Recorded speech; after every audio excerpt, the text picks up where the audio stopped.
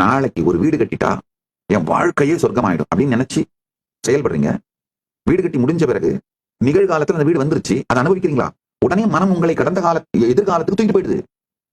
உங்களை உங்கள் சுய விருப்பம் இல்லாமல் எதிர்காலத்திலேயே கடத்தி கொண்டு போய் வைத்திருப்பதனால் உங்கள் மனம் எக்காலத்தும் உங்கள் வாழ்வை நீங்கள் வாழ விடுவதில்லை.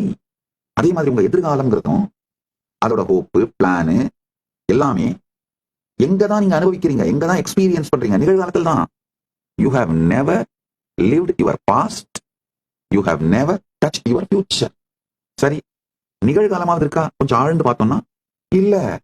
ஏன்னா எதிர்காலம் அப்படியே ஸ்லிப் ஆகி கடந்த காலத்துல போய்கிட்டே இருக்கு. நீங்க ஆழ்ந்து நிகழ்காலத்தை அப்சர்வ் பண்றீங்கன்னா அந்த அப்சர்வ் பண்ணி முடிக்கிறதுக்குள்ளேயே ஃபியூச்சர் பாஸ்டா போயிடுது. எதிர்காலம் இறந்த காலத்துக்குள்ள கரைஞ்சிருது. கடந்த காலமும் இல்ல, எதிர்காலமும் இல்ல, நிகழ்காலமும் இல்ல. அப்ப என்னதான் இருக்கு? காலமே இல்லைன்னு சொல்லிடலாமா? இல்ல, அதுவும் இல்ல. அப்ப என்னதான் இருக்கு? ஆழ்ந்து புரிந்து கொள்ளுங்கள். உங்கள் இருப்பை பற்றி, சுய இருப்பை பற்றி தெளிவு வந்தால் மட்டும்தான் காலத்தின் இருப்பை பற்றியும் இறப்பை பற்றியும் போக்கை பற்றியும் காலத்தின் நோக்கை பற்றியும் தெளிவு பிறக்கும்.